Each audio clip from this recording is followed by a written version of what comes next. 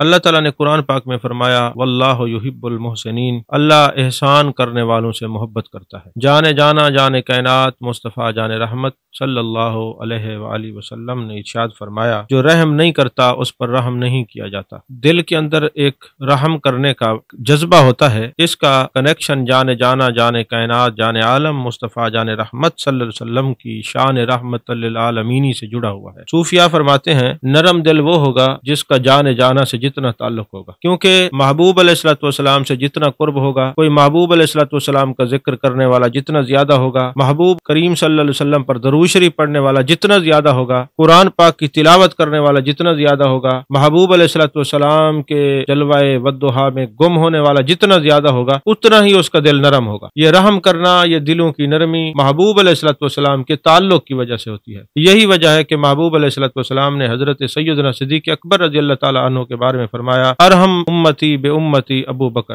میری امت میں میری امت پر رحم دل سب سے زیادہ ابو بکر صدیق ہے، کیونکہ محبوب علیہ الصلوۃ والسلام کا ایک قرب کا تعلق تھا۔ تو صوفیاء فرماتے جس کا جتنا تعلق جان جانا جان کائنات مصطفیٰ جان رحمت صلی اللہ علیہ وسلم سے مضبوط ہوگا، جتنا قریب کا تعلق ہوگا اتنا اس کا دل نرم ہوگا، اتنا ہی اس کے اندر رحمت اور شفقت کا وہ پیکر ہوگا، اتنا ہی مخلوق خدا پر رحم کرنے والا ہوگا، کیونکہ دلوں کی سختی اور شقافت قلبی کثافت قلبی دوسروں کا شعار ہے۔ آپ دیکھیں نا کفار مکہ کیا کرتے تھے، پانی کے پیچھے لڑائی ہوتی، صدیوں تک وہ لڑائی رہتی، جانوروں کے پانی پینے تک لڑائی قتل و غارت تک پہنچ جاتی، جو ایک دوسروں کے جان کے دشمن بن گئے تھے، جب رحمت للعالمین نے کرم فرمایا، اپنے فیوز و برکات سے نوازا، ایک دوسرے کا خون لینے والے وہ ایک دوسرے پر جان دینے کے لیے ہمہ وقت جو ہے وہ بیدار رہتے تھے، ہمہ وقت تیار رہتے تھے، اور جو ایک دوسرے کے خون کے پیاسے تھے وہ ایک دوسرے پر جان نچھاور کرنے لگ گئے۔ اور جس معاشرے کے اندر اتنا قساوت قلبی تھی کہ بچیوں کو زندہ درگور کر دیا جاتا تھا، ان پر شفقت نہیں کی جاتی تھی، ان سے محبت کا تعلق نہیں جوڑا جاتا تھا، جو بچیوں کی پیدائش کو آر سمجھتے تھے، رحمت للعالمین نے